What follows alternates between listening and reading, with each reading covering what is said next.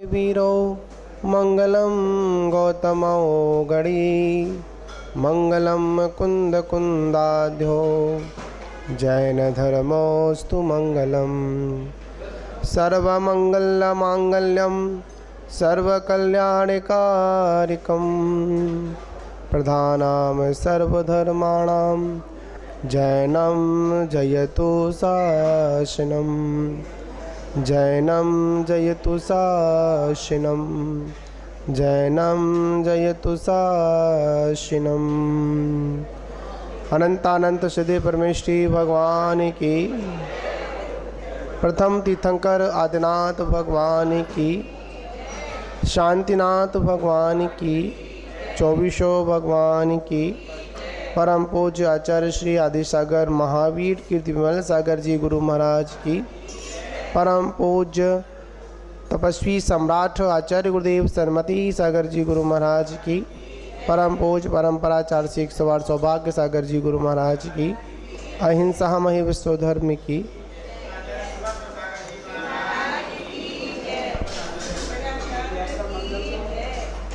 मानो बाबू, हम सभी लोग अपने श्रावकाचार के अंतर्गत हमारी श्रावक की क्या क्रियाएं होती हैं, श्रावक के कितने मूल्य गुण होते हैं, उनके बारे में हम लोग समझने का प्रयास कर रहे हैं। जिसमें अपनी चर्चा चल रही थी प्रत्याख्यानावर्ण कर्म के उदय से हीनता और अधिकता के कारण देश चारित्र 11 प्रतिमाओं में विभक्त होता है। मतलब 11 प्रतिमाओं के बारे में हम लोग समझने का प्रयास कर रहे थे। साथ ही दर्शन प्रतिमा का मतलब शम्भी दर्शन के साथ 8 मूल्य गुण और सत्य जो विषण है उनसे जीव दूर रहता है, उसे क्या कहते हैं अपन दर्शन प्रतिमा आदि का वर्णन करते हैं। जिसमें पूर्व में हम लोगों को मध्य त्याग और मांस त्याग का अपन श्रवण कर चुके थे श्रावक के मूल गुणों में। आज आता है मधु त्याग। क्या शब्द आता है? मधु। अब मधु का मतलब क्या हुआ? मधुमक्खियों के मुख से निकलती हुई लार की मधु रूप में परिणत होती है। मतलब जो मधुमक्खी होती हैं वो क्या करती हैं, फूलों से उस रस को लेकर आती हैं और रस को लाने के बाद क्या करती हैं वो, और उसको एक ऐसे स्थान पर उसको क्या कर देती हैं, बमन कर देती हैं। मतलब लार निकलना क्या कहलाएगा? बमन कहलाएगा। जो रहने का जो स्थान होता है उस घर में ही, अपने छत्ते में ही उस बाहर से लाई हुई फूलों की उस गंध को, उस रस को क्या करते हैं वो, उस अपने एक स्थान पर आकर उसका क्या करते हैं, बमन करते हैं। और जब बमन करते हैं तो उसको मल का क्षेपण कहा गया। जो बमन क्या है? मल है, सेवन करने योग्य नहीं है। तो वही लार जब स्टोर होती रहती है, इकट्ठी होती रहती है, तो वो क्या बन जाती है? मधु बन जाती है। उसको क्या कहते हैं अपन, एक भाषा में अपन शहद भी कहते हैं। क्या कहते हैं? शहद भी कहते हैं। आचार्य भगवंत कह रहे हैं हम लोगों को ऐसी मधुमक्खियों की लार का जो विसर्जन है, लार को जो छोड़ा जाता है, मधुमक्खी छोड़ देती हैं, उसको हमको कदापि ग्रहण नहीं करना चाहिए। और साथ साथ जो मधु उत्पादन जो केंद्र बने हुए हैं और उनमें क्या होता है, जब किसी मधु को, रस को प्राप्त करने के लिए उस छत्ते को क्या किया जाता है? छेड़ा जाता है। उस छत्ते को नष्ट किया जाता है और जब नष्ट किया जाता है तो उसमें असंख्यात जीव राशि, कितनी असंख्यात जीव राशि उसके अंदर मृत्यु को प्राप्त हो जाती है। उसमें बच्चे भी होते हैं, मधु छोटी भी होती हैं, बड़ी भी होती हैं। अब उसमें रह रही हैं तो वो बमन भी करती हैं, मतलब मधु मतलब लार भी छोड़ती हैं, लार के साथ साथ अपनी वो विष्ठा को भी वहीं पर विसर्जन कर देती है। ठीक है, उसके बाद क्या होता है, आचार्य ने बड़ी महत्वपूर्ण बात कह दी, जो व्यक्ति एक बूंद अगर शहद ग्रहण करता है, कितनी बूंद करता है, एक बूंद अगर शहद ग्रहण करता है तो आचार्य भगवान कहते हैं उसको 7 गांव जलाने का पाप लगता है। कितने गांव, 7 गांव, और गांव भी कैसे, भरपूर संपन्न, जिसमें सब कुछ है, सभी जाति के लोग हैं, त्रंच भी हैं, ऐसा वो भरपूर हरा भरा मतलब सभी चीज़ से संपन्न ऐसे 7 गांवों को एक साथ जलाने का जो पाप लगता है वह किस में लगता है, एक बूंद शहद के सेवन करने में लगता है। पर हम लोग क्या करते हैं, यहाँ पर बात को समझना है, एक बूंद के सेवन करने में उतना पाप लगता है जितना 7 गांव जलाने का पाप लगता है, क्योंकि 7 गांवों में जितनी सूक्ष्म जीव होते हैं। आजकल हम लोग क्या करते हैं, हम सिर्फ मनुष्यों की गिनती करते हैं। क्या गिनती किसकी आती है, मनुष्यों की। जैसे कहीं पर कोई एक्सीडेंट होता है और उस एक्सीडेंट में कितने मनुष्यों की मृत्यु हुई, गिनती कौन सी आती है, जिनका रिजर्वेशन होता है, ठीक है ना, जिनके पास टिकट होती है उनकी गिनती आ जाती है। पर इसके अलावा जो उसमें अन्य भी लोग होते हैं उनकी तो गिनती आती नहीं है। पर यहाँ पर जैनाचार बोल रहे हैं कि भाई उनकी भी गिनती करनी है, मतलब स्थूल जीव के साथ साथ जो सूक्ष्म जीव हैं। जैसे बाढ़ आती है ना, तो बाढ़ में गिनती किनकी होती है, सिर्फ मनुष्यों की होती है। मतलब कभी कभी जो पंचेंद्रीय पशु हैं उनकी गिनती हो जाती है, पर उनकी गिनती तो होती नहीं है कि जो मतलब 1 इंद्री हैं, 2 इंद्री हैं, 3 इंद्री हैं, 4 इंद्री हैं, 5 इंद्री हैं, जो दिखते नहीं हैं, चींटी है, चीटा है, इनकी कोई गिनती को करता है क्या, ये तो ऐसे ही ब्याज में चले जाते हैं।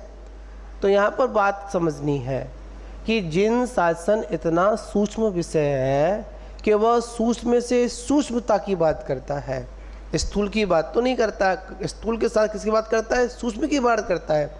जब तक हमारे जीवन में सूक्ष्म दृष्टि नहीं होगी, जब तक हम जिन शासन को पढ़ ही नहीं पाएंगे, जिन शासन को समझ ही नहीं पाएंगे। भगवान महावीर ने कहा, 24 तीर्थंकर भगवंतों ने कहा कि भाई सूक्ष्म से सूक्ष्म जीव की विराधना अगर हो रही है तो वो भी आपके पाप बंध का ही कारण है, ठीक है ना। अब यहाँ पर विषय कर दिया, उसमें स्थावर जीव भी उत्पन्न होते हैं और तृष जीव भी उत्पन्न होते हैं। किसमें, एक शहद की बूंद में कितने होते हैं, तृष जीव भी होते हैं और स्थावर जीव भी उसमें उत्पन्न होते हैं, ठीक है। तो यहाँ पर क्या करना है, और यहाँ बता रहे हैं मधु बनाने वाले लोग उन सब जीवों का संहार ही करते हैं, मतलब उनको नष्ट ही करते हैं, मार ही देते हैं।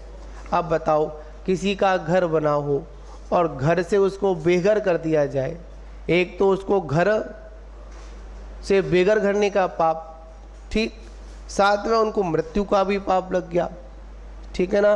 तो हमको क्या नहीं करना चाहिए, शहद की बूंद का क्या नहीं करना चाहिए, सेवन नहीं करना चाहिए, मतलब शहद को स्वीकार नहीं करना चाहिए। अब इसमें कितने लोग हैं जो शहद स्वीकार नहीं करते हैं, ग्रहण नहीं करते हैं, किस किस का त्याग है, सबका त्याग है। अब बताओ, भोजन में ग्रहण नहीं करते हो या दवाई में ग्रहण नहीं करते हो, बताओ। आँखों में देखिए, जो आँखों में जो ड्रॉप्स आती है उसमें कहीं ना कहीं शहद का प्रयोग किया जाता है। हाँ, आप उसको पढ़ के देखना, आप देखना उसमें जो भी लिस्ट होती है उसकी, उसमें भी शहद पड़ता है।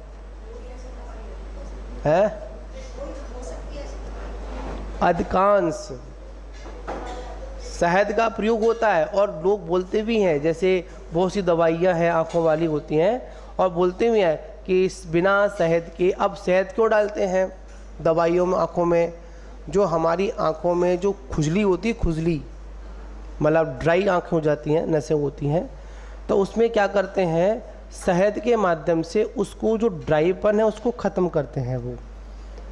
इसलिए शहद का प्रयोग उस दवाई में किया जाता है।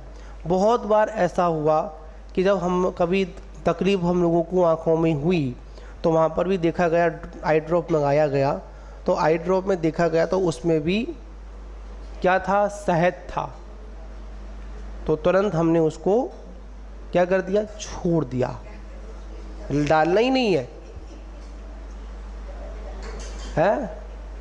अब बताओ, दवाई डालनी होगी या फिर जीवों की रक्षा करनी है, या धर्म करना है या कर्म करना, दो में से एक हो पाएगा, दोनों चीज़ एक साथ नहीं हो पाएगी। हाँ, उसके बदले में और भी दवाइयाँ हैं जो मतलब केमिकल के माध्यम से, कोई फ्रूट्स वाली एक दवा आती है, आँखों की आती है, उसको डालने से थोड़ा सा मतलब हम लोगों ने जब कृष्णानगर में थे तो डॉक्टर से डिस्कस उस बात का हुआ, तो उन्होंने कहा कि उसमें वो दवाई शहद नहीं पड़ता है।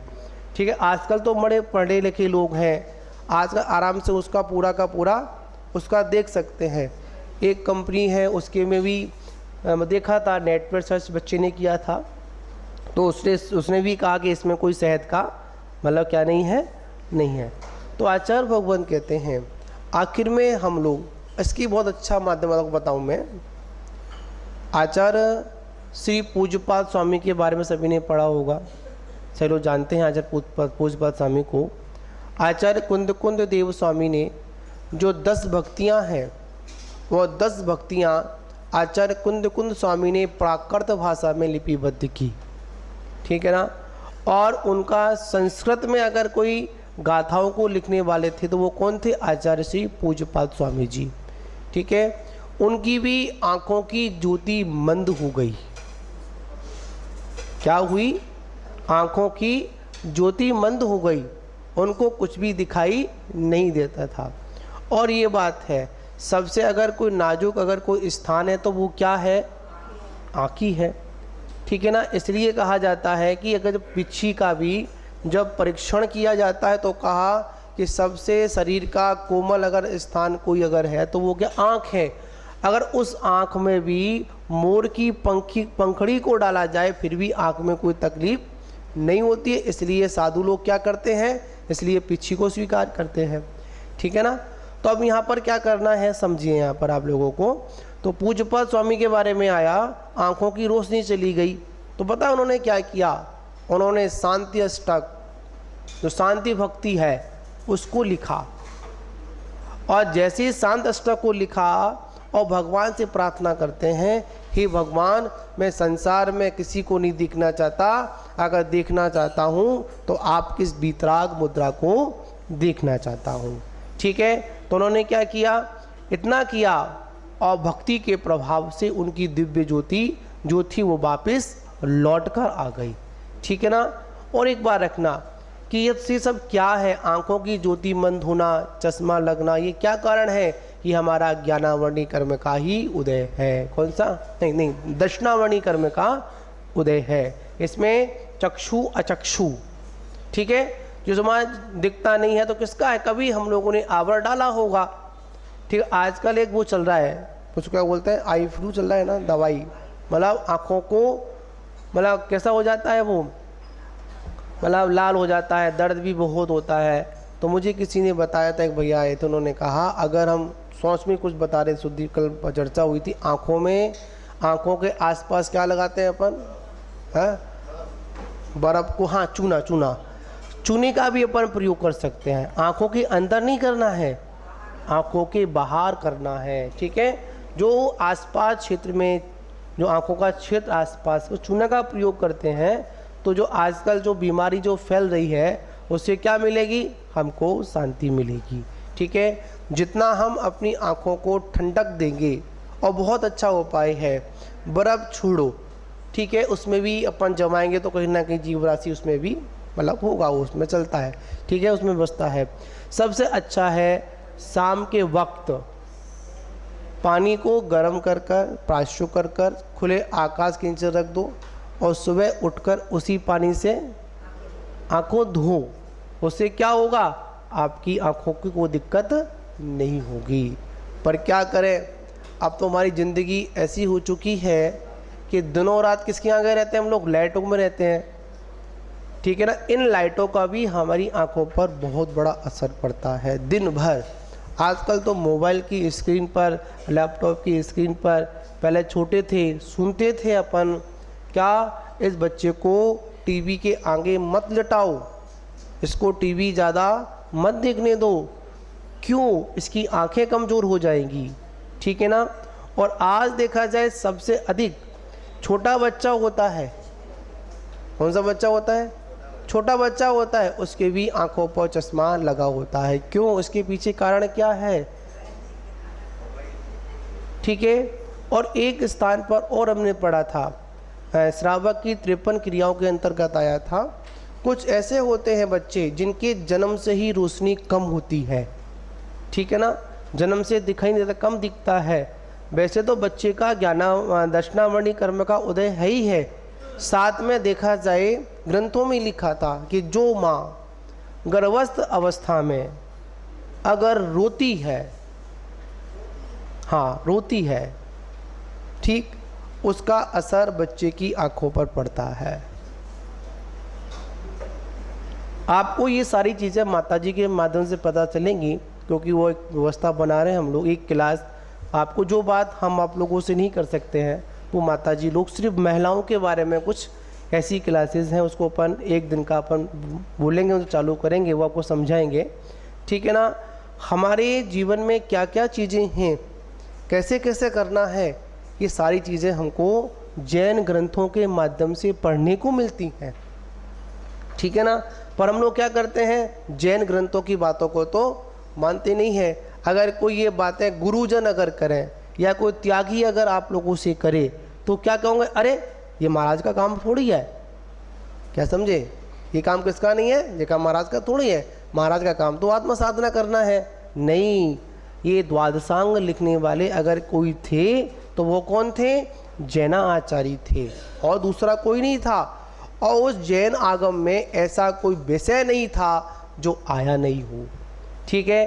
पर हम लोग क्या करते हैं, हम लोग दूसरा कह कर छोड़ छोड़ उसको छोड़ते चले जाते हैं, ठीक है ना। तो यहाँ पर क्या करना है हम लोगों को, अगर आँखों में कोई तकलीफ़ है या कोई शरीर आदि में अगर रोग आदि अगर हो गया है तो ऐसी वस्तु का प्रयोग नहीं करना है जिसमें अधिक जीव राशि नष्ट होती हो, मतलब मृत्यु को प्राप्त होती हो। किसी को दुखाकर अगर मैं सुखी हो जाऊं तो ऐसा संभव नहीं है, ठीक है ना। तो यहाँ पर क्या, शहद का, किसका आया, शहद, ना शहद हमको खाना है और ना शहद से बनी हुई औषधि को, दवाइयों को क्या करना है, ग्रहण करना है, ठीक है ना। अन्य संप्रदायों में देखा जाए अन्य लोग शहद को बड़ा महत्व देते हैं, हाँ पंचामृत अभिषेक करते हैं, पर वहाँ पर शहद की जगह शक्कर का वर्णन आता है, शर्करा का वर्णन आता है। पर अपने संप्रदाय में जो कहीं पर भी पंचामृत अभिषेक होता है जैन संप्रदाय में, तो वहाँ पर शहद का प्रयोग नहीं होता है। पर अन्य संप्रदायों में जब भगवान का अभिषेक होता है तो वहाँ पर पंचामृत में उसको शहद को बड़ा महत्व दिया जाता है। हम उनकी बात नहीं करेंगे क्योंकि बात करने का धर्म भी नहीं, हमको तो अपनी बात करनी, हमको बचना है, ठीक है ना। और एक महत्वपूर्ण बात, कल एक भैया ने प्रश्न किया था, गुरु मतलब संध्या काल के समय, भैया व्रती के समय किया था कि जैसे अब भगवान का चैत्यालय कल आया था, रथ आया था, हमारे फूफा उपस्थित थे, ठीक है। तो वहाँ प्रसंग आया था कि क्या भगवान के रथ, भगवान को विराजमान कर कर क्या ऐसे हम रथ निकाल सकते हैं। अनेक अनेक क्वेश्चन, जब कोई नई चीज़ हमारे सामने आती है, कुछ नया काम हमारे सामने होता है तो एक अजीब सा लगता है, अरे ऐसा होता है क्या, ऐसा कभी हुआ क्या, ग्रंथों में ऐसा है क्या। अगर हमने नहीं पढ़ा है तो इसका मतलब ये नहीं है कि वो ग्रंथों में नहीं है, हाँ प्रामाणिकता है। ऐसे भगवान के रथ निकाले जाते हैं, पहले भी रथ निकलते थे, आज कोई नया काम नहीं हुआ है। हाँ, इस बात का हमको विवेक रखना है, रथ की सुरक्षा कहाँ करनी है, रथ को कहाँ खड़ा करना है। उसमें कोई छोटा मोटा व्यक्ति विराजमान नहीं है, उसमें त्रिलोकीनाथ विराजमान है। कौन विराजमान है, त्रिलोकीनाथ विराजमान है। आज तो मंदिरों में जगह बहुत कम होती है, हम मंदिर के बाहर खड़ा कर देते हैं, पर अन्य स्थानों पर जो रथ जाते थे, नगरों में जाते थे, तो उनके पास पर्याप्त जगह होती थी। और पर्याप्त जगह अगर मंदिर जी में नहीं है तो जैन समाज के जो लोग होते उनके पास बहुत जगह होती कभी कभी, तो उनके उस स्थान पर ठीक है ना, उस रथ को क्या करते थे, खड़ा करते थे। ठीक है ना, ये हमारा विवेक है। हम त्रिलोकीनाथ की व्यवस्था मतलब कैसी करेंगे, कहाँ पर खड़ा करेंगे, कहाँ नहीं करेंगे, हमारा काम है। पर रथ का निकलना कोई आगम के विरुद्ध नहीं है, क्योंकि चल चैत्यालय भी होता है। कौन सा चैत्यालय होता है? एक होता है अचल चैत्यालय, एक होता है चल चैत्यालय। ठीक, जो हमारे सामने जो भगवान है ये कौन सा है? अचल चैत्यालय है। ठीक, और जो चलता है उसे क्या बोलते हैं अपन? चल चैत्यालय बोलते हैं। साथ साथ आपने सुना होगा दो प्रकार के बिंब होते हैं, एक चल चैत्यालय और एक चल चैत्य, एक अचल चैत्य। मतलब जो हमारे भगवान शांतनाथ जी हैं ये अचल हैं, ये कभी चलायमान नहीं होंगे। हाँ, पर जो 9 इंची की जो प्रतिमा होती है, कितनी इंची की होती है? 9 इंची, 11 हाँ, 9 इंची से लेके 11 इंची तक की जो प्रतिमा होती है वो चल चैत्यालय में आती है। चल का मतलब चल सकती है। मतलब जैसे अब आप जब भी अपना यहाँ का वार्षिक उत्सव करते होंगे तो सिर्फ ने कौन से भगवान जाते हैं? भगवान शांतनाथ भगवान जाते हैं। क्यों जाते हैं? शांतनाथ भगवान की यात्रा निकलती है। ठीक है ना, और यात्रा क्यों निकलती है? इसके उसमें कौन सा भगवान जाते हैं? जो सांध धारा के लिए लेकर जाते हैं। एक होता है मूल नायक और एक होता है विधि नायक।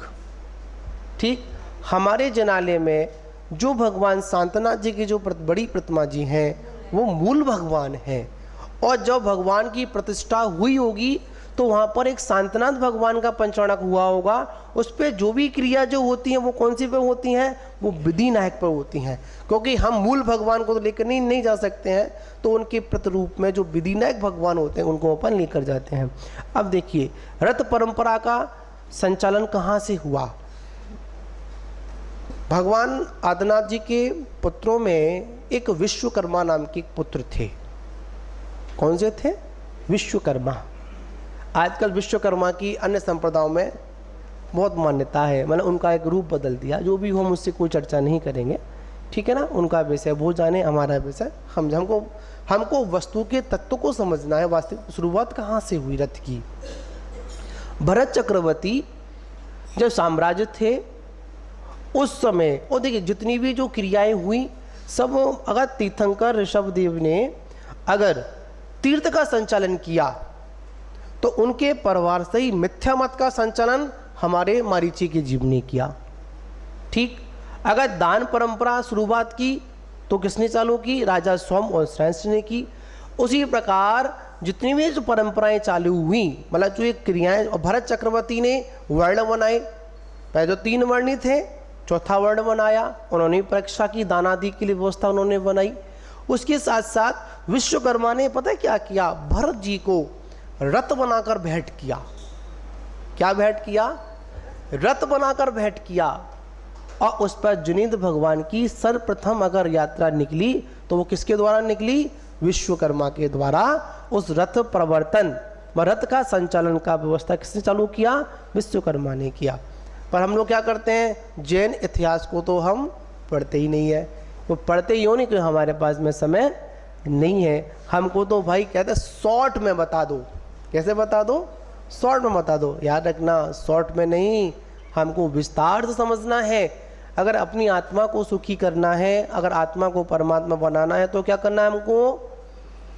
शॉर्ट में नहीं, विस्तार में समझना है। जिन शासन छोटा मोटा नहीं है, बहुत बड़ा है। इसमें हर मरहम तक जाना है, अंतरंग तक जाना है। ठीक है ना। तो ये शंका समाधान सबकी होगी नहीं हो गई? मैं तो बता सकता हूँ, हुई नहीं हुई ये तो आप जानो, मैं नहीं जानूँ। ठीक है ना। और एक बात और रखना, जो घर में गृह चैत्यालय होते हैं इसका भी वर्णन हमारे जिनागम में आता है।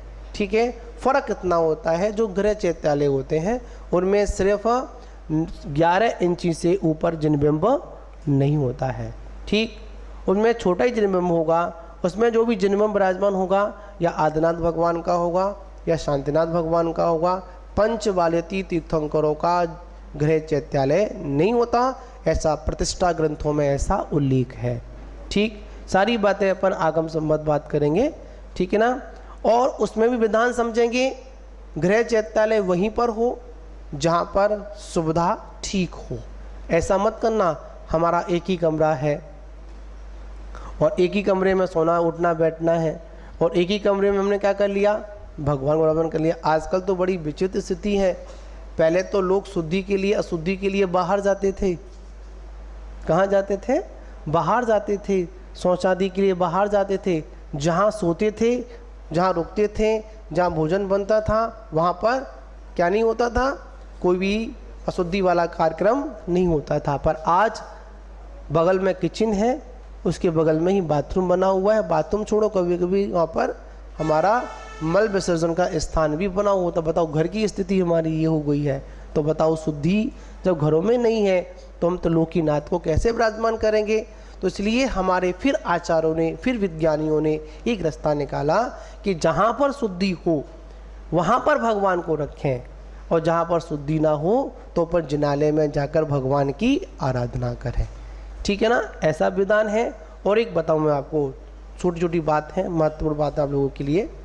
अपन मूलबद्री जाते हैं, मूलबद्री सुना होगा, महाराष्ट्र मतलब करना उधर दक्षिण की यात्रा पे जाते हैं तो वहाँ पर अनेक रत्नों की प्रतिमाएं विराजमान है। ठीक है ना, मूलबद्री अनेक स्थान है।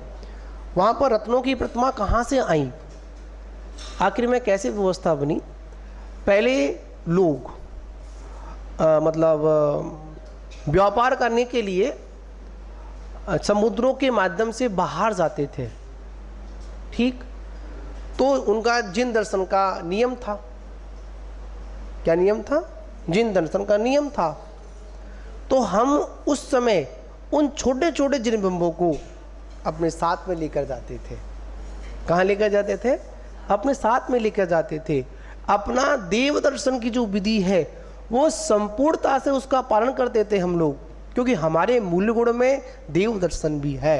हमारे कर्तव्यों में सबसे पहले क्या है? देव पूजा, उसके बाद काम दूजा। अगर भगवान नहीं है तो हमारा उपयोग नहीं लगेगा, तो कम से कम भगवान को क्या करते थे? अपने साथ में लेकर जाते थे। आगम में ऐसा उल्लेख है, एक व्यापारी ने अपने हाथ की अंगूठी में भगवान का जिनबिंब बना रखा था। जब नमस्कार का वर्णन आता था, ऐसी भी आपत्तियां आई थी हमारे सामने। जब पहले जिन मंदिर नहीं बनते थे, अब कैसे लोग पूजा करेंगे, कैसे अर्चना करेंगे, बड़ी आपत्तियां थी। तो लोगों ने क्या किया, अपने हाथ में ही जिनबिंब को स्थापित कर लिया। वो नमस्कार जब करते थे तो किसको करते थे? उस बिंब को नमस्कार करते थे, उस अन्य देवी देवताओं को नमस्कार नहीं करते थे। ये सारा महत्व हमारे जिनागम में है, पर क्या करें, हमारी बुद्धि में घुसता ही नहीं है। हमारी बुद्धि में तो वही घुसता है जो शॉर्ट हो और रील वाला कार्यक्रम हो। रील चलती रहती है ना, ऐसे वो भी रील की तरह हमारा ज्ञान भी क्या होता रहता है? चलायमान रहता है। तो बंधुओं, हम सभी लोगों को समझना है, ये हमारी श्रावकाचार की बातें हैं। आज मैंने थोड़ा सा सांधारा में परिवर्तन कराया तो उसको मैं निर्णय कर दूं। हम लोग जब मंत्र बोलते हैं, ठीक है, उसमें नाम भी बोलते हैं, है ना, तो नाम भगवान के सर पर नहीं। वैसे देखा जाए, आपने देखा होगा जब सांध्यधारा होती है तो सांध्यधारा के साथ साथ जब भगवान को विराजमान करते हैं तो साथ में एक यंत्र भी विराजमान होता है। क्या होता है? यंत्र भी विराजमान होता है। ठीक, भगवान के मस्तक पर बीज मंत्रों की धारा छोड़ी जाती है और जहाँ पर अपनी कर्मों की शांति का जब वर्णन आता है तो चरणों में या फिर यंत्र पर धारा छोड़ी जाती है। ठीक, ये आगम संबद्ध बात है। अगर आपकी परंपरा चल रही है तो उसको मैं छेड़खानी नहीं करूँगा, पर जो भी धारा अपन छोड़े जहाँ पर मंत्रों का वर्णन आए तो भगवान के सर पर बैठकर कोई वस्तु नहीं मांगी जाती है। कहाँ पर मांगी जाती है? भगवान के चरणों में बैठकर मांगी जाती है। अब बहुत से लोग आते हैं, ज्ञानी लोग आते हैं, वो कुछ कहते हैं, वो कुछ कहते हैं, पर नहीं, हमको भी अपना विवेक लगाना है। क्या करना है? विवेक लगाना है।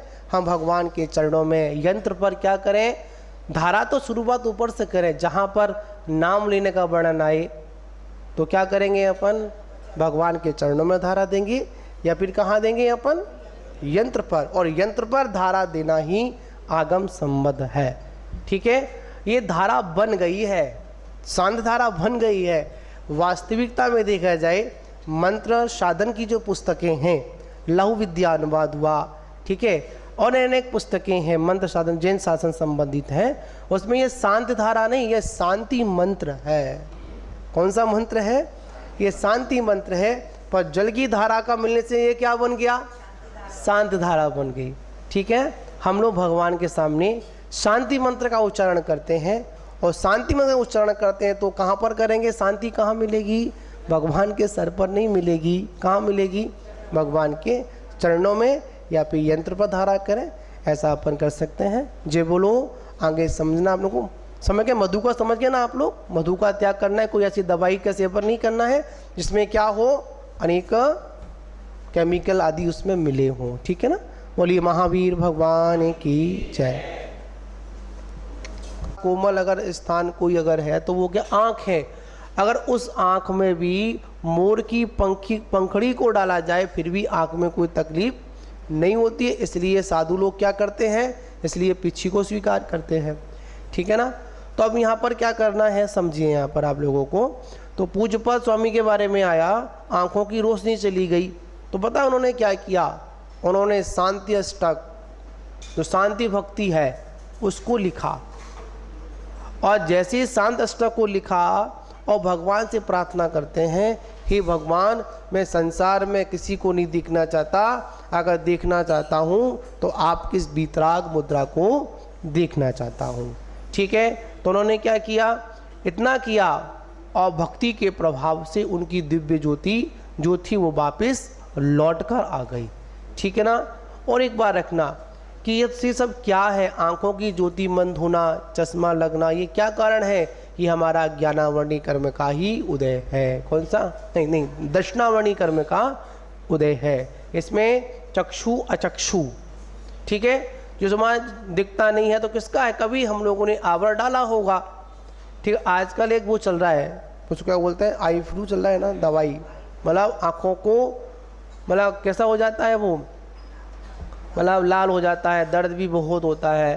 तो मुझे किसी ने बताया था, एक भैया आए थे, उन्होंने कहा अगर हम सोच में कुछ बता रहे, शुद्धि कल चर्चा हुई थी, आँखों में, आँखों के आसपास क्या लगाते हैं अपन, है बर्फ़ को, हाँ चूना, चूने का भी अपन प्रयोग कर सकते हैं। आँखों के अंदर नहीं करना है, आँखों के बाहर करना है। ठीक है, जो आसपास क्षेत्र में, जो आँखों का क्षेत्र आसपास, वो चूना का प्रयोग करते हैं, तो जो आजकल जो बीमारी जो फैल रही है उससे क्या मिलेगी, हमको शांति मिलेगी। ठीक है, जितना हम अपनी आँखों को ठंडक देंगे, और बहुत अच्छा उपाय है बर्फ़ छोड़ो, ठीक है, उसमें भी अपन जमाएंगे तो कहीं ना कहीं जीव राशि उसमें भी मतलब होगा, वो उसमें चलता है। ठीक है, उसमें बसता है। सबसे अच्छा है शाम के वक्त पानी को गर्म कर प्राशु कर खुले आकाश के नीचे रख दो, और सुबह उठकर उसी पानी से आँखों धो, उससे क्या होगा, आपकी आँखों की कोई दिक्कत नहीं होगी। पर क्या करें, अब तो हमारी ज़िंदगी ऐसी हो चुकी है कि दिनों रात किसके आगे रहते हैं हम लोग, लाइटों में रहते हैं। ठीक है ना, इन लाइटों का भी हमारी आंखों पर बहुत बड़ा असर पड़ता है दिन भर। आजकल तो मोबाइल की स्क्रीन पर, लैपटॉप की स्क्रीन पर, पहले छोटे थे सुनते थे अपन, क्या इस बच्चे को टीवी के आगे मत लटाओ, इसको टीवी ज़्यादा मत देखने दो, क्यों, इसकी आंखें कमज़ोर हो जाएंगी। ठीक है ना, और आज देखा जाए सबसे अधिक छोटा बच्चा होता है, कौन सा बच्चा होता है, छोटा बच्चा होता है, उसके भी आंखों पर चश्मा लगा होता है। क्यों, उसके पीछे कारण क्या है।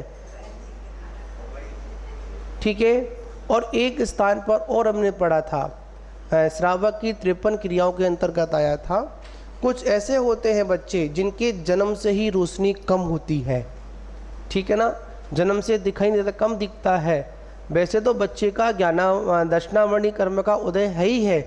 साथ में देखा जाए ग्रंथों में लिखा था कि जो माँ गर्भस्थ अवस्था में अगर रोती है, हाँ रोती है, ठीक, उसका असर बच्चे की आंखों पर पड़ता है। आपको ये सारी चीज़ें माताजी के माध्यम से पता चलेंगी, क्योंकि वो एक व्यवस्था बना रहे हैं हम लोग, एक क्लास। आपको जो बात हम आप लोगों से नहीं कर सकते हैं वो माताजी लोग, सिर्फ महिलाओं के बारे में कुछ ऐसी क्लासेस हैं, उसको अपन एक दिन का अपन बोलेंगे, उसे चालू करेंगे, वो आपको समझाएंगे, ठीक है ना। हमारे जीवन में क्या क्या चीज़ें हैं, कैसे कैसे करना है, ये सारी चीज़ें हमको जैन ग्रंथों के माध्यम से पढ़ने को मिलती हैं, ठीक है ना। पर हम लोग क्या करते हैं, जैन ग्रंथों की बातों को तो मानते नहीं है। अगर कोई ये बातें गुरुजन अगर करें या कोई त्यागी अगर आप लोगों से करे तो क्या कहोगे, अरे ये महाराज का काम थोड़ी है, क्या समझे, ये काम किसका नहीं है, ये काम महाराज का थोड़ी है, महाराज का काम तो आत्म साधना करना है। नहीं, ये द्वादशांग लिखने वाले अगर कोई थे तो वो कौन थे, जैना आचार्य थे, और दूसरा कोई नहीं था। और उस जैन आगम में ऐसा कोई विषय नहीं था जो आया नहीं हो, ठीक है। पर हम लोग क्या करते हैं, हम लोग दूसरा कह कर छोड़ छोड़ उसको छूटते चले जाते हैं, ठीक है ना। तो यहाँ पर क्या करना है हम लोगों को, अगर आँखों में कोई तकलीफ है या कोई शरीर आदि में अगर रोग आदि अगर हो गया है तो ऐसी वस्तु का प्रयोग नहीं करना है जिसमें अधिक जीव राशि नष्ट होती हो, मतलब मृत्यु को प्राप्त होती हो। किसी को दुखाकर अगर मैं सुखी हो जाऊं तो ऐसा संभव नहीं है, ठीक है ना।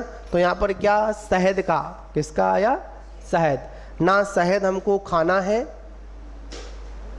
और ना शहद से बनी हुई औषधि को, दवाइयों को क्या करना है, ग्रहण करना है, ठीक है ना। अन्य संप्रदायों में देखा जाए, अन्य लोग शहद को बड़ा महत्व देते हैं, हाँ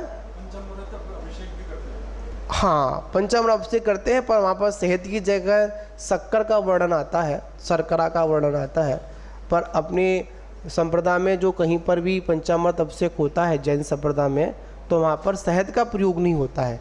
पर अन्य संप्रदायों में जब भगवान का अभिषेक होता है तो वहाँ पर पंचामृत में उसको शहद को बड़ा महत्व दिया जाता है। हम उनकी बात नहीं करेंगे क्योंकि बात करने का धर्म भी नहीं, हमको तो अपनी बात करनी, हमको बचना है, ठीक है ना। और एक महत्वपूर्ण बात, कल एक भैया ने प्रश्न किया था, गुरु मतलब संध्या काल के समय, भैया व्रती के समय किया था कि जैसे अब भगवान का चैत्यालय कल आया था, रथ आया था, हमारे फूफा उपस्थित थे, ठीक है। तो वहाँ प्रसंग आया था कि क्या भगवान के रथ, भगवान को विराजमान कर कर क्या ऐसे हम रथ निकाल सकते हैं। अनेक अनेक क्वेश्चन, जब कोई नई चीज़ हमारे सामने आती है, कुछ नया काम हमारे सामने होता है तो एक अजीब सा लगता है, अरे ऐसा होता है क्या, ऐसा कभी हुआ क्या, ग्रंथों में ऐसा है क्या। अगर हमने नहीं पढ़ा है तो इसका मतलब ये नहीं है कि वो ग्रंथों में नहीं है, हाँ प्रामाणिकता है। ऐसे भगवान के रथ निकाले जाते हैं, पहले भी रथ निकलते थे, आज कोई नया काम नहीं हुआ है। हाँ, इस बात का हमको विवेक रखना है, रथ की सुरक्षा कहाँ करनी है, रथ को कहाँ खड़ा करना है। उसमें कोई छोटा मोटा व्यक्ति विराजमान नहीं है, उसमें त्रिलोकीनाथ विराजमान है। कौन विराजमान है, त्रिलोकीनाथ विराजमान है। आज तो मंदिरों में जगह बहुत कम होती है, हम मंदिर के बाहर खड़ा कर देते हैं, पर अन्य स्थानों पर जो रथ जाते थे, नगरों में जाते थे, तो उनके पास पर्याप्त जगह होती थी। और पर्याप्त जगह अगर मंदिर जी में नहीं है तो जैन समाज के जो लोग होते उनके पास बहुत जगह होती कभी कभी, तो उनके उस स्थान पर ठीक है ना, उस रथ को क्या करते थे, खड़ा करते थे, ठीक है ना। ये हमारा विवेक है, हम त्रिलोकीनाथ की व्यवस्था मतलब कैसी करेंगे, कहाँ पर खड़ा करेंगे, कहाँ नहीं करेंगे, हमारा काम है। पर रथ का निकलना कोई आगम के विरुद्ध नहीं है, क्योंकि चल चैत्यालय भी होता है। कौन सा चैत्यालय होता है, एक होता है अचल चैत्यालय, एक होता है चल चैत्यालय, ठीक। जो हमारे सामने जो भगवान है ये कौन सा है, अचल चैत्यालय है, ठीक। और जो चलता है उसे क्या बोलते हैं अपन, चल चैत्यालय बोलते हैं। साथ साथ आपने सुना होगा दो प्रकार के बिंब होते हैं, एक चल चैत्यालय और एक चल चैत्य, एक अचल चैत्य। मतलब जो हमारे भगवान शांतनाथ जी हैं ये अचल हैं, ये कभी चलायमान नहीं होंगे। हाँ, पर जो 9 इंची की जो प्रतिमा होती है, कितनी इंची की होती है? 9 इंची, 11 हाँ, 9 इंची से लेके 11 इंची तक की जो प्रतिमा होती है वो चल चैत्यालय में आती है। चल का मतलब चल सकती है, मतलब जैसे आप जब भी अपना यहाँ का वार्षिक उत्सव करते होंगे तो सिर्फ ने कौन से भगवान जाते हैं? भगवान शांतनाथ भगवान जाते हैं। क्यों जाते हैं? शांतनाथ भगवान की यात्रा निकलती है, ठीक है ना। और यात्रा क्यों निकलती है? इसके उसमें कौन सा भगवान जाते हैं? जो शांत धारा के लिए लेकर जाते हैं। एक होता है मूल नायक और एक होता है विधि नायक, ठीक। हमारे जनालय में जो भगवान शांतनाथ जी की जो बड़ी प्रतिमा जी हैं वो मूल भगवान हैं, और जब भगवान की प्रतिष्ठा हुई होगी तो वहाँ पर एक शांतनाथ भगवान का पंचाणक हुआ होगा। उस पर जो भी क्रिया जो होती हैं वो कौन सी पे होती हैं? वो विधि नायक पर होती हैं, क्योंकि हम मूल भगवान को तो लेकर नहीं जा सकते हैं, तो उनके प्रतिरूप में जो विधि नायक भगवान होते हैं उनको अपन लेकर जाते हैं। अब देखिए, रथ परंपरा का संचालन कहाँ से हुआ? भगवान आदिनाथ जी के पुत्रों में एक विश्वकर्मा नाम के पुत्र थे। कौन से थे? विश्वकर्मा। आजकल विश्वकर्मा की अन्य संप्रदायों में बहुत मान्यता है, मतलब उनका एक रूप बदल दिया। जो भी हो, मुझसे कोई चर्चा नहीं करेंगे, ठीक है ना। उनका विषय वो जाने, हमारा विषय हमको वस्तु के तत्व को समझना है। वास्तविक शुरुआत कहाँ से हुई रथ की? भरत चक्रवर्ती जब साम्राज्य थे उस समय, और देखिए जितनी भी जो क्रियाएं हुई सब, अगर तीर्थंकर ऋषभदेव ने अगर तीर्थ का संचालन किया तो उनके परिवार से ही मिथ्या मत का संचालन हमारे मारीची के जीव ने किया, ठीक। अगर दान परंपरा शुरुआत की तो किसने चालू की? राजा सोम और श्रेष्ठ ने की। उसी प्रकार जितनी भी जो परंपराएं चालू हुई, मतलब जो ये क्रियाएं, और भरत चक्रवर्ती ने वर्ण बनाए। पहले जो 3 वर्णी थे, चौथा वर्ण बनाया उन्होंने। परीक्षा की दान आदि की व्यवस्था उन्होंने बनाई। उसके साथ साथ विश्वकर्मा ने पता है क्या किया? भरत जी को रथ बनाकर भेंट किया। क्या भेंट किया? रथ बनाकर भेंट किया। और उस पर जुनीद भगवान की सर्वप्रथम अगर यात्रा निकली तो वो किसके द्वारा निकली? विश्वकर्मा के द्वारा। उस रथ प्रवर्तन, रथ का संचालन का व्यवस्था किसने चालू किया? विश्वकर्मा ने किया। पर हम लोग क्या करते हैं? जैन इतिहास को तो हम पढ़ते ही नहीं है। वो पढ़ते ही हो नहीं, क्योंकि हमारे पास में समय नहीं है। हमको तो भाई कहते शॉर्ट में बता दो। कैसे बता दो? शॉर्ट में बता दो। याद रखना, शॉर्ट में नहीं, हमको विस्तार से समझना है। अगर अपनी आत्मा को सुखी करना है, अगर आत्मा को परमात्मा बनाना है तो क्या करना है हमको? शॉर्ट में नहीं, विस्तार में समझना है। जिन शासन छोटा मोटा नहीं है, बहुत बड़ा है। इसमें हर मरहम तक जाना है, अंतरंग तक जाना है, ठीक है ना। तो ये शंका समाधान सबकी होगी नहीं हो गई? मैं तो बता सकता हूँ, हुई नहीं हुई ये तो आप जानो, मैं नहीं जानूँ, ठीक है ना। और एक बात और रखना, जो घर में गृह चैत्यालय होते हैं इसका भी वर्णन हमारे जिनागम में आता है, ठीक है। फ़र्क इतना होता है, जो गृह चैत्यालय होते हैं उनमें सिर्फ 11 इंची से ऊपर जिनबिंब नहीं होता है, ठीक। उनमें छोटा ही जिनबिंब होगा। उसमें जो भी जिनबिंब विराजमान होगा या आदिनाथ भगवान का होगा, शांतिनाथ भगवान का होगा। पंचवालयती तीर्थंकरों का गृह चैत्यालय नहीं होता, ऐसा प्रतिष्ठा ग्रंथों में ऐसा उल्लेख है, ठीक। सारी बातें अपन आगम संबंध बात करेंगे, ठीक है ना। और उसमें भी विधान समझेंगे। गृह चैत्यालय वहीं पर हो जहाँ पर सुविधा ठीक हो। ऐसा मत करना हमारा एक ही कमरा है और एक ही कमरे में सोना उठना बैठना है, और एक ही कमरे में हमने क्या कर लिया? भगवान को अर्पण कर लिया। आजकल तो बड़ी विचित्र स्थिति है।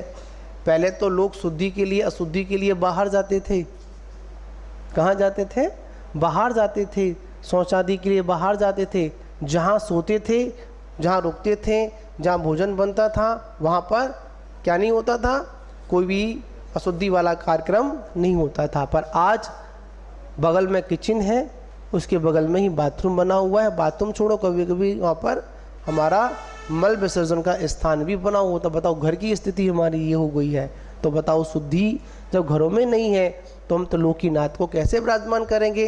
तो इसलिए हमारे फिर आचार्यों ने, फिर विज्ञानियों ने एक रास्ता निकाला कि जहाँ पर शुद्धि हो वहाँ पर भगवान को रखें, और जहाँ पर शुद्धि ना हो तो पर जिनालय में जाकर भगवान की आराधना करें। ठीक है ना, ऐसा विधान है। और एक बताऊँ मैं आपको, छोटी छोटी बात है, महत्वपूर्ण बात है आप लोगों के लिए। अपन मूल बद्री जाते हैं, मूल बद्री सुना होगा, महाराष्ट्र मतलब करना उधर दक्षिण की यात्रा पे जाते हैं तो वहाँ पर अनेक रत्नों की प्रतिमाएं विराजमान है। ठीक है ना, मूल बद्री अनेक स्थान है, वहाँ पर रत्नों की प्रतिमा कहाँ से आई, आखिर में कैसे व्यवस्था बनी। पहले लोग मतलब व्यापार करने के लिए समुद्रों के माध्यम से बाहर जाते थे। ठीक, तो उनका जिन दर्शन का नियम था। क्या नियम था? जिन दर्शन का नियम था। तो हम उस समय उन छोटे छोटे जिन बिंबों को अपने साथ में लेकर जाते थे। कहाँ लेकर जाते थे? अपने साथ में लेकर जाते थे। अपना देव दर्शन की जो विधि है वो संपूर्णता से उसका पालन करते थे हम लोग, क्योंकि हमारे मूल्य गुण में देव दर्शन भी है। हमारे कर्तव्यों में सबसे पहले क्या है? देव पूजा, उसके बाद काम दूजा। अगर भगवान नहीं है तो हमारा उपयोग नहीं लगेगा, तो कम से कम भगवान को क्या करते थे? अपने साथ में लेकर जाते थे। आगम में ऐसा उल्लेख है, एक व्यापारी ने अपने हाथ की अंगूठी में भगवान का जिनबिंब बना रखा था। जब नमस्कार का वर्णन आता था, ऐसी भी आपत्तियां आई थी हमारे सामने। जब पहले जिन मंदिर नहीं बनते थे, अब कैसे लोग पूजा करेंगे, कैसे अर्चना करेंगे, बड़ी आपत्तियां थी। तो लोगों ने क्या किया? अपने हाथ में ही जिनबिंब को स्थापित कर लिया। वो नमस्कार जब करते थे तो किसको करते थे?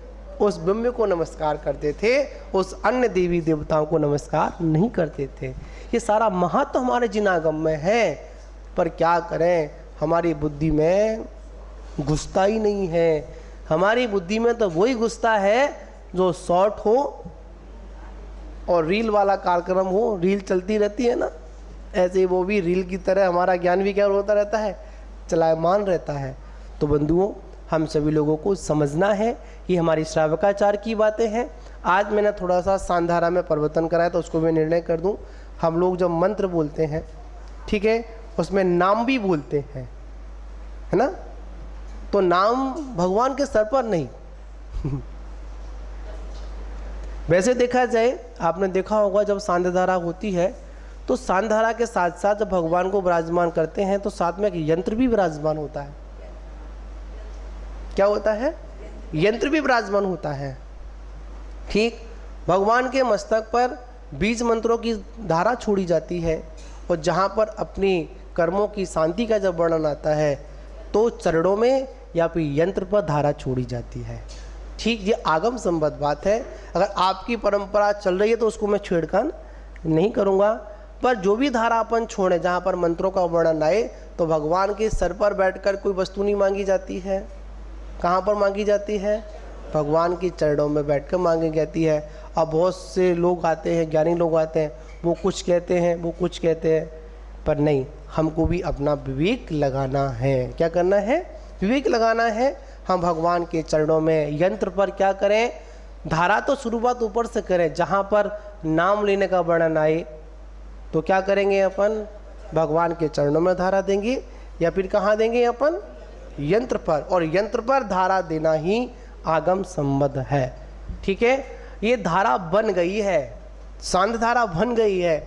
वास्तविकता में देखा जाए, मंत्र साधन की जो पुस्तकें हैं, लघु विद्या अनुवाद हुआ, ठीक है, और अनेक पुस्तकें हैं मंत्र साधन जैन शासन संबंधित हैं, उसमें ये शांति धारा नहीं, ये शांति मंत्र है। कौन सा मंत्र है? ये शांति मंत्र है। पर जल की धारा का मिलने से ये क्या बन गया? शांति धारा बन गई। ठीक है, हम लोग भगवान के सामने शांति मंत्र का उच्चारण करते हैं, और शांति मंत्र का उच्चारण करते हैं तो कहाँ पर करेंगे? शांति कहाँ मिलेगी? भगवान के सर पर नहीं मिलेगी। कहाँ मिलेगी? भगवान के चरणों में, या फिर यंत्र पर धारा करें। ऐसा अपन कर सकते हैं। जे बोलो, आगे समझना आप लोग को। समझ के मधु का समझ गए ना आप लोग? मधु का त्याग करना है, कोई ऐसी दवाई का सेवन नहीं करना है जिसमें क्या हो? अनेक केमिकल आदि उसमें मिले हों। ठीक है ना, बोलिए महावीर भगवान की जय।